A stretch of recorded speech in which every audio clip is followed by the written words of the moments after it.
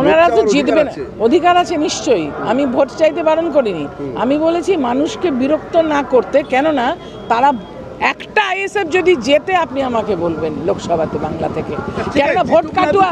হ্যাঁ, তো সে তো প্রচারে আসছে, কিন্তু সে আসছে মানুষকে বিরক্ত করে হিন্দু মুসলমানে ভাগাভাগি করতে। আর প্রতি একটা প্রতিহিংসা পড়ার একটা রাজনৈতিক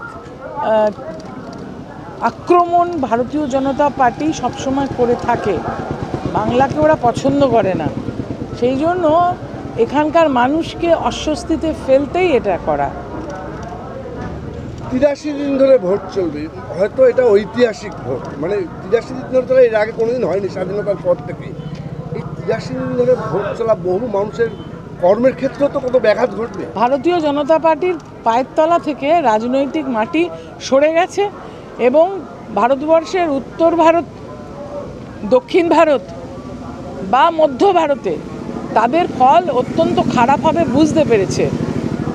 বাংলার উপর তারা তাই জন্য এই ধরনের একটা নজর দিচ্ছে যে এখান থেকে সিটটা বাড়াবার জন্য, এবং বাংলার উপরে যে এই 7 দফায় ভোটের যে চাপ, আর ভারতবর্ষে উন্নয়নটা স্তব্ধ হয়ে যাবে, মানুষের কাজকর্ম বন্ধ হয়ে যাবে, কেননা এই পিরিয়ডে কোনো প্রজেক্ট ইনঅগ্রেশন করা যাবে না, কোনো কাজ শুরু করা যাবে না, তাতে করে উন্নয়নের ক্ষতি হবে।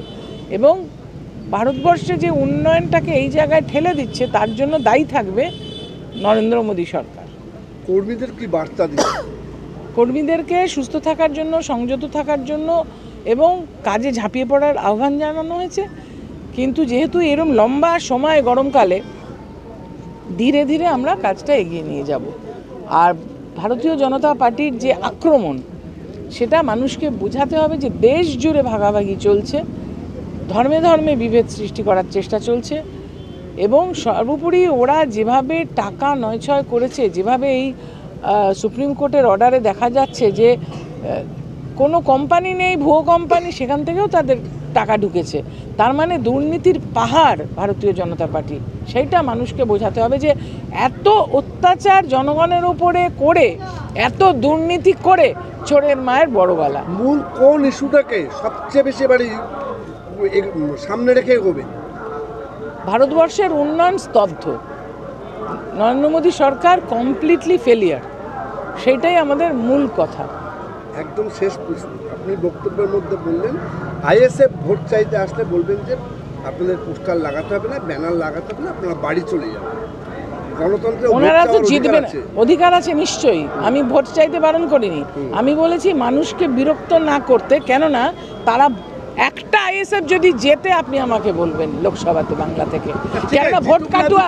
হ্যাঁ, তো সে তো প্রচারে আসছে, কিন্তু সে আসছে মানুষকে বিরক্ত করে হিন্দু মুসলমানে ভাগাভাগি করতে।